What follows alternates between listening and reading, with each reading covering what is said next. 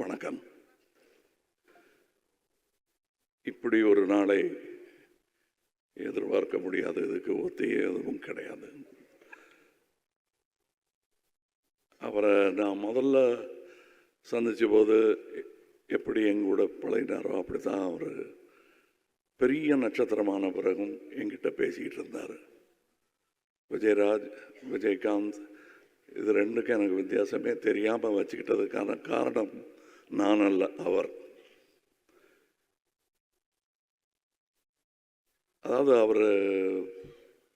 அவரை பற்றி சொல்லணுன்னா, அவர் பல விமர்சனங்களை, அவமானங்களை தாங்கி மேலோங்கி வந்தவர். அதுக்காக எந்த காழ்ப்பையும் அவர் வச்சுக்காம, தனக்கு ஏற்பட்ட அவமானங்கள் யாருக்கும் ஏற்படக்கூடாது என்பதில் முனைப்பாக இருந்தவர்.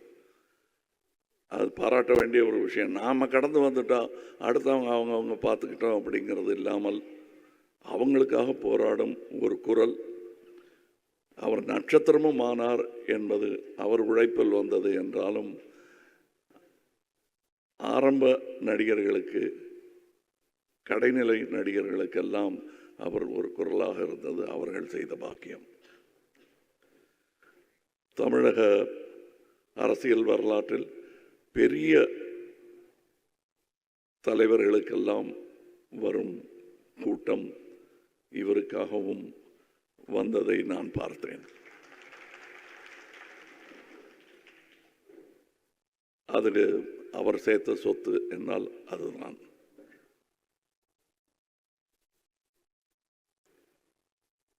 அவர் கொடுக்கறது பல பேருக்கு தெரியாது.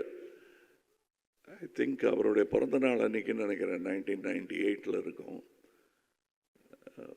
தினமணியில் ஒரு கட்டுரை வந்தது. அவர் இறந்த அன்னைக்கு ஒரு கட்டுரை போட்டிருந்தார் எம் பாண்டியராஜன். 1998 நடந்தது அவர் நினைவு கூர்ந்திருந்தார். சீட்டு கிடைத்தும் படிக்க வசதி இல்லாமல் இருந்த 3 என்ஜினியரிங் காலேஜ் மாணவர்களை பற்றிய செய்தி அது. அந்த செய்தியை படிச்சுட்டு பத்திரிகை ஆஃபீஸுக்கு ஃபோன் பண்ணி அவங்களுடைய விடுதி, கட்டிடம், படிக்கும் வசதி எல்லாத்தையும் 3 பேருக்கு ஏற்பாடு பண்ணி கொடுத்துருக்காரு அவர். இது 25 வருஷத்துக்கு முன்னாடினது. இன்னைக்கு அந்த மாணவர்கள் நடுத்தர வயதை எய்தி குழந்தை குட்டிகளுடன் நன்றாக இருப்பார்கள். அதை அவர்களும் மறக்க மாட்டார்கள். நினைவில் வைத்துக் கொண்டிருந்தவர்கள் யாரும் மறக்கவும் மாட்டார்கள்.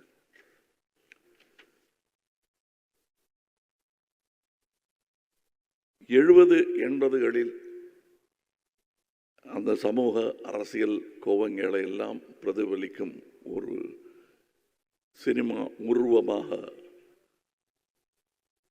விஜயகாந்த் அவர்கள் திகழ்ந்தார் என்றால் மிகையாகாது. கண்டிப்பாக அது ஒரு, எனக்கு அவர்கிட்ட நான் அவருடைய இரங்கல் கூட்டத்தில் அன்னைக்கு அவர் பூதவுடல் அங்கே இருக்கும்போது நான் சொன்னேன், எனக்கு அவர்கள் பிடித்த பல நல்ல குணங்களில் ஒன்று அவருடைய நியாயமான கோபம் என்று. இன்றைக்கும் அவர் ஒரு கிராமத்து ஆள் மாதிரி நாக்கை கடிச்சிக்கிட்டு கோபம் வந்ததுன்னா கேட்டுருவார், கேட்க வேண்டியது. அது எந்த அரங்கமாக இருந்தாலும் அதுக்கு பயப்பட மாட்டார் அவர். அந்த துணிச்சல் பல நேரங்களில் நடிகர் சங்கத்துக்கே உதவியாக இருந்திருக்கிறது. அதற்கு சாட்சி இங்கே இருக்கும் நடிகர்கள். அவர் நடித்த முதல் படம் ஆக்சுவலி அது ஒரு திரைப்பட விழாவுக்கு போக வேண்டிய படம். தூரத்து இடி முழக்கம் போயிற்று. அதிலிருந்து ஒரு கமர்ஷியல் ஹீரோவாக அவர் பெயர் எடுத்தது.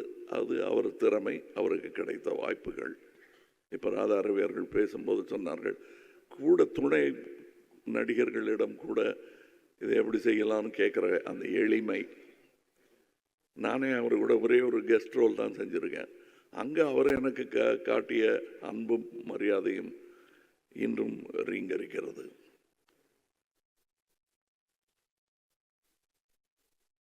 அவருக்கு இருந்த நண்பர்கள் இங்கே கூடியிருக்கிறார்கள். தனக்கு பிடிக்காதவங்களை கூட கூப்பிட்டு பேசிடுவார் அவர். அந்த தைரியம் உண்டு அவருக்கு. அந்த மாதிரியான குணாதிசயங்களை நாம் பிரதிபலிக்கலாம், காப்பி அடிக்கலாம், தப்பு இல்லை.